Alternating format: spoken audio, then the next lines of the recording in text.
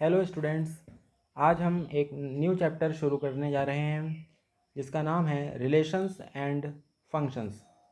ठीक है, तो इसमें पहला टॉपिक है ऑर्डर्ड पेयर। देखिए, ऑर्डर्ड पेयर क्या होगा।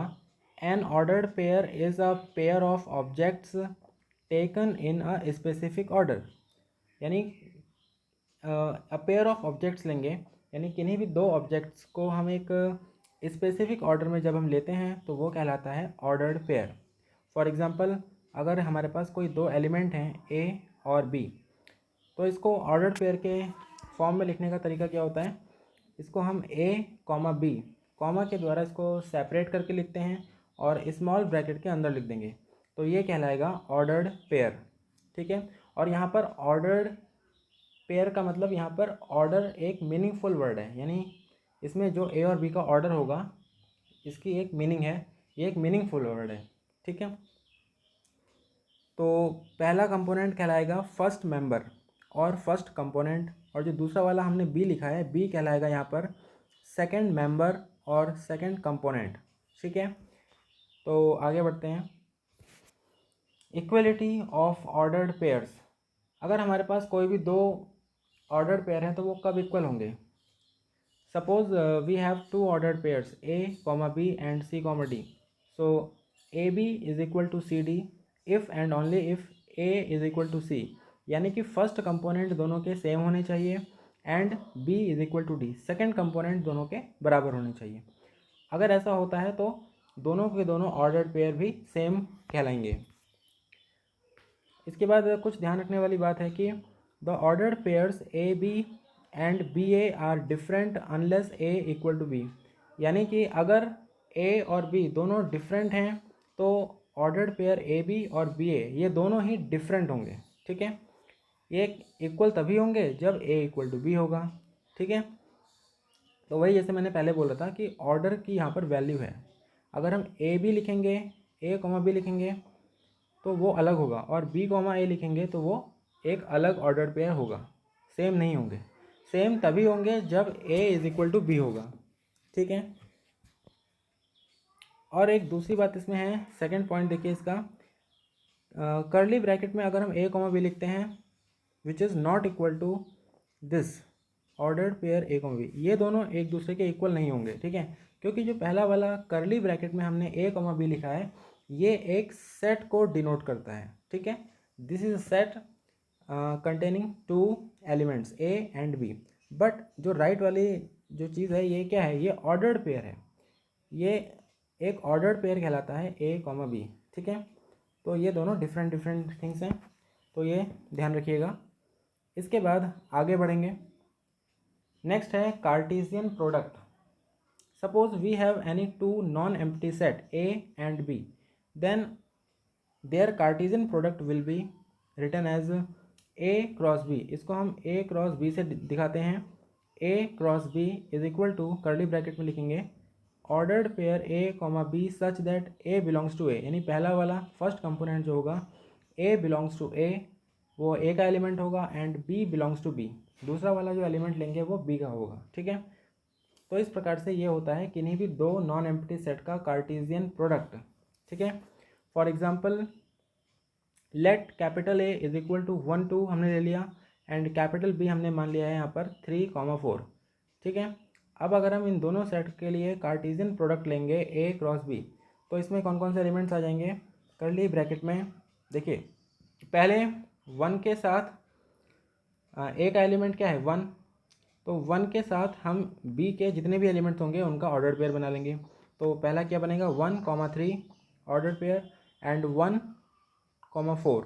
ठीक है, उसके बाद ए का नेक्स्ट एलिमेंट लेंगे 2। अब 2 के साथ बी के सभी एलिमेंट्स का हम ऑर्डर पेयर ले लेंगे, तो पहला क्या बनेगा 2 3 एंड फिर 2 4।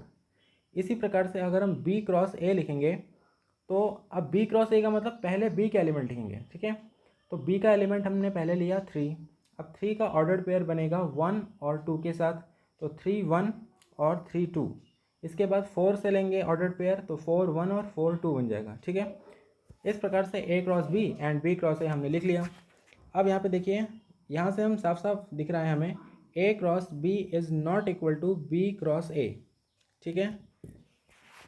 इसके साथ अगर हम नंबर ऑफ़ एलिमेंट्स की बात करें ए क्रॉस बी में, तो number of elements in A cross B कितना है यहाँ पर, N A cross B is equal to है 4 which is equal to N B cross A. B cross A में भी सेम एलिमेंट्स, ठीक है, नंबर ऑफ़ एलिमेंट्स दोनों में सेम रहेंगे। और एन ए क्रॉस बी को हम लिख सकते हैं N A cross N B, क्योंकि number of elements in A कितने हैं, 2 elements, and number of elements in B कितने हैं, यहाँ भी 2, तो ये हो जाएगा 2 इंटू 2 4, ठीक है। अब किसी क्वेश्चन में अलग भी हो सकता है, मान लीजिए ए में 3 एलिमेंट्स हैं और बी में 2 एलिमेंट्स हैं, तो ए क्रॉस बी में एलिमेंट्स कितने हो जाएंगे,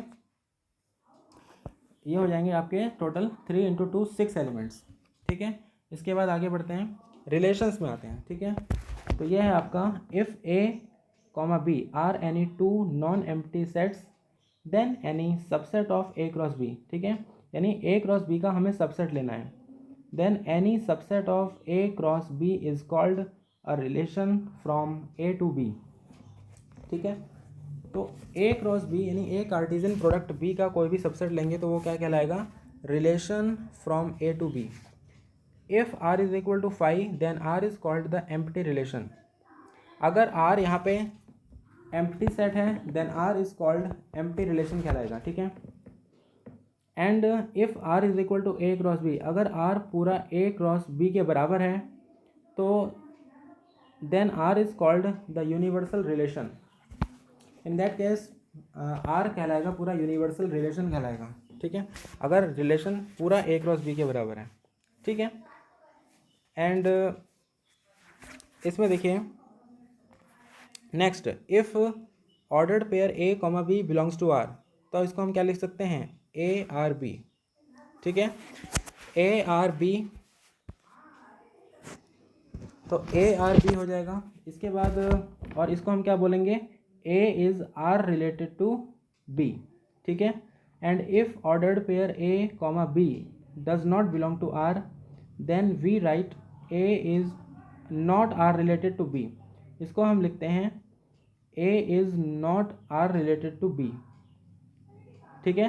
तो यहाँ पर ये इंपॉर्टेंट चीज़ ध्यान रखने वाली बात है, A is not R related to B, ठीक है, तो ये नोटेशन ध्यान रखिएगा। इसके बाद in particular if A is any non empty set then any subset of A cross A is called a relation on A. देखिए अगर हमारे पास दो अलग अलग सेट थे ए और बी, तब हम क्या बोलते थे, R is a relation from A to B. लेकिन अगर हम हमारे पास दोनों ही सेट ए, अगर दोनों तरफ सेट बराबर हैं यानी सेम है ए और ए, तो उसमें हम फ्रॉम ए टू ए नहीं बोलेंगे, बल्कि क्या बोलेंगे, is called a relation on A बोलेंगे उसको, ठीक है। इसके बाद next, representation of a relation, इसमें फर्स्ट मेथड है roster form. A relation is represented by the set of all ordered pairs which belong to the given relation. Roster form में क्या करते हैं, इस रिलेशन में जितने भी एलिमेंट्स होंगे उनको हम एक सेट बना के लिख देंगे, ठीक है, तो ये होती है रोस्टर फॉर्म, ठीक है। जैसे कि हमने यहाँ पे डिनोट भी किया था एक एग्जांपल में, जैसे हमने दिखाया था यहाँ पे, जैसे ये है, यहाँ पर दो सेट थे ए और बी, और यहाँ पर हमने ए क्रॉस बी में जितने भी एलिमेंट्स थे 4 एलिमेंट्स, उनको हमने इस प्रकार से दिखा दिया, तो ये होती है रोस्टर फॉर्म, ठीक है।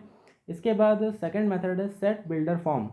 सेट बिल्डर फॉर्म में क्या होता है, in this form the relation is represented by the rule which associates X and Y, यानी कि जो ऑर्डर्ड पेयर्स के फर्स्ट कंपोनेंट और सेकंड कंपोनेंट्स में जो भी रिलेशन होगा उसको एक रूल के द्वारा हम यहाँ पे डिनोट कर देंगे, तो ये कहलाएगी set builder form. For example capital R is equal to, देखिए सेट में हमने लिखा है इसको, ordered pair X comma Y such that X belongs to A comma Y belongs to B where X is equal to Y minus one, यानी कि जो first component है वो वाई माइनस वन यानी सेकेंड कंपोनेंट से 1 less है, ठीक है।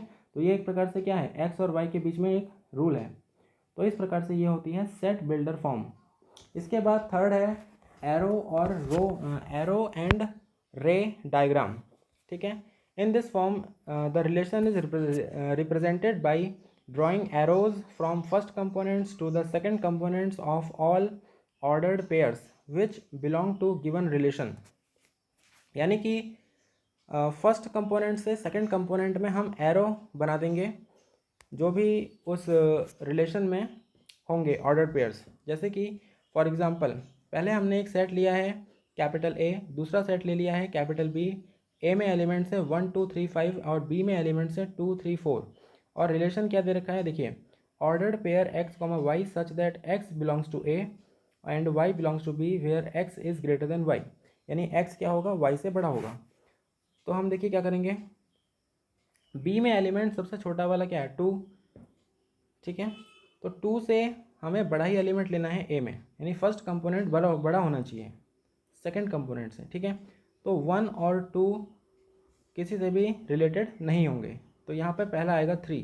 तो 3 को हम एरो से दिखा देंगे, कनेक्ट कर देंगे 2 से, ठीक है, क्योंकि 3 2 से बड़ा है बाई गिवन रिलेशन, इसका यूज़ करना है, ठीक है। इसके बाद 5 में आते हैं।